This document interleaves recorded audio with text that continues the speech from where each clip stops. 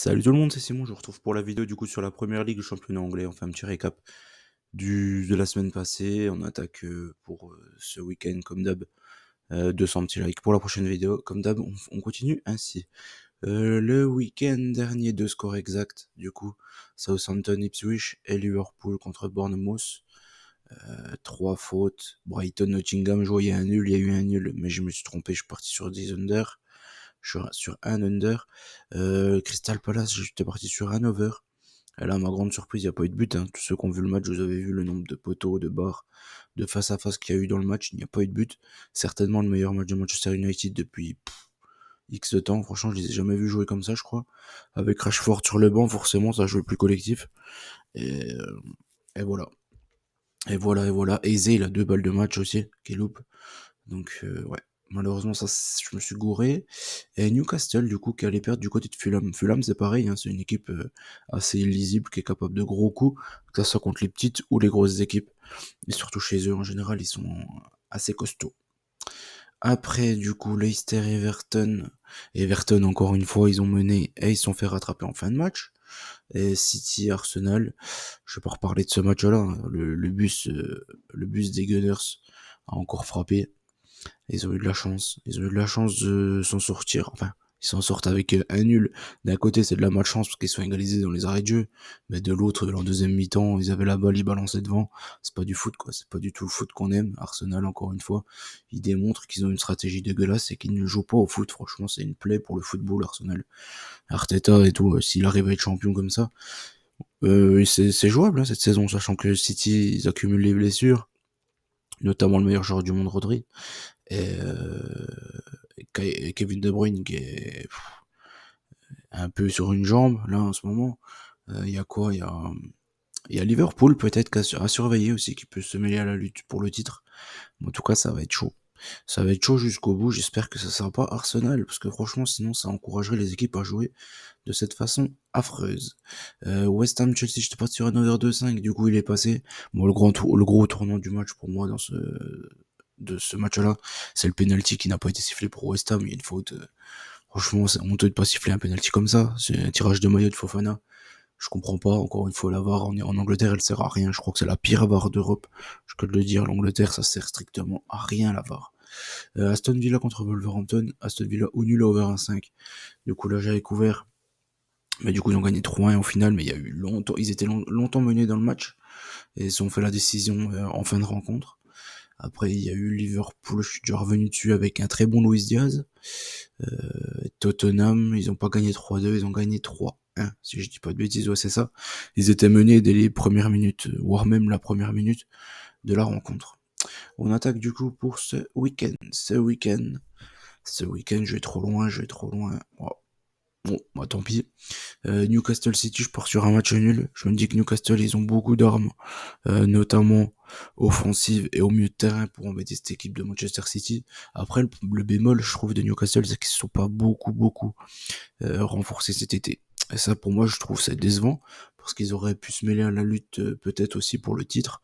Quand tu vois les joueurs qu'ils ont au milieu de terrain et tout, je pense qu'ils auraient pu se mêler à la lutte pour le titre s'ils s'étaient renforcés notamment derrière. Parce qu'avec les blessures notamment de Botman et de Lascelles, c'est un peu plus compliqué pour eux. City, après ils peuvent s'en sortir quand même, mais bon ça risque d'être compliqué. Sans De Bruyne il est incertain, donc on sait pas. Sans Rodri, je sais pas. Ce match-là il va être difficile, je pense. Je pars sur un nul. Arsenal contre Leicester. Je pense qu'Arsenal ils vont s'amuser contre Leicester. Je les vois pas être en danger plus que ça par la bande à Jimmy Vardy. Logiquement, Arsenal, même s'ils n'arrivent pas à faire la décision, ils marqueront une tête sur corner comme ils ont l'habitude de le faire. Leur seul point où ils sont forts. Brentford contre West Ham. Là, pareil, j'ai mis beaucoup de matchs nuls pour ce week-end. Brentford contre West Ham, je suis reparti sur un nul, même si euh, logiquement, Brentford fait un meilleur début de saison que West Ham. Mais je trouve que West Ham, ils ont trop d'armes pour être aussi mauvais toute la saison. Donc je pars sur un nul avec encore une fois pas mal de buts. Chelsea contre Brighton, je pense que je vais faire confiance aux Blues. Et je vais vous surprendre, mais là, il y a Nick Jackson qui a fait un plutôt bon match le dernier, là. Bon, bien aidé encore une fois par la défense catastrophique de West Ham qui le laisse aller au but tout seul sans être attaqué. Mais même, il fallait quand même les mettre au fond. Et pour une fois, il a réussi à gagner ses face-à-face, donc ça change de d'habitude. Donc plutôt bon match de notre ami Jackson ici. Même si encore une fois Nkunku était bien meilleur joueur, là-dessus il n'y a pas trop de doute. Donc je pars sur une victoire de Chelsea avec encore une fois pas mal de buts. Everton contre Crystal. Everton, même à chaque fois qu'ils mènent, ils se font égaliser dans les dernières secondes. Crystal Palace qui ne perd quasiment pas un match depuis le début de la saison. Je suis parti encore une fois sur un nul. Ici, un but partout. Nottingham contre Fulham. Fulham, franchement, c'est illisible. Pour moi, ce match-là, il est totalement illisible. Nottingham qui font plus de performances à l'extérieur qu'à domicile. Donc, à voir. À voir, je ne sais pas trop. Je suis parti encore une fois sur un nul. Et ça sera le dernier. Du coup, ça fait quand même 4 nuls sur 10 matchs, ce qui est plutôt énorme. Wolverhampton contre Liverpool ensuite. Moi, ils me plaisent bien les Reds. Franchement, ils ont complètement loupé leur match contre Bournemouth.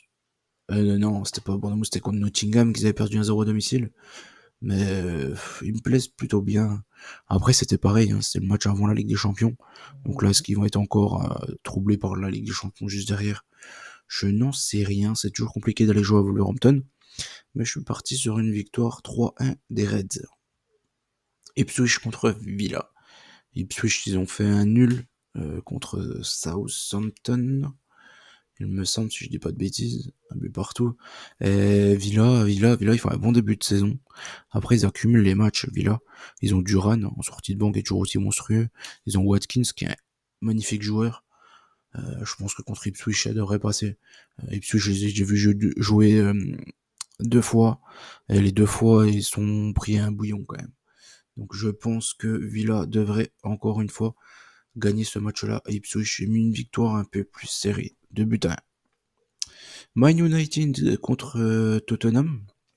Moi, je vais pas me fier au match d'hier contre Twente. C'est un match pour du beurre, ça. Quand il y a 8 matchs comme ça, les équipes, franchement, elles s'en foutent un peu. Je pense qu'ils vont jouer à fond à la fin. Malheureusement pour nous, hein, pour les parieurs, c'est pas évident.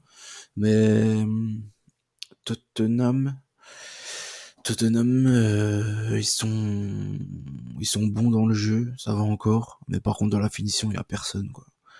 Donc je pense que Manchester peut s'en tirer sur ce match-là. Je pars sur une victoire de Manchester, encore une fois spectaculaire, 3 buts à 1.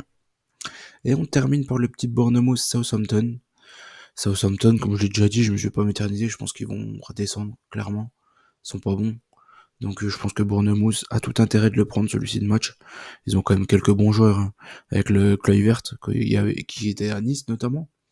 Le Sinistera qui est un bon joueur.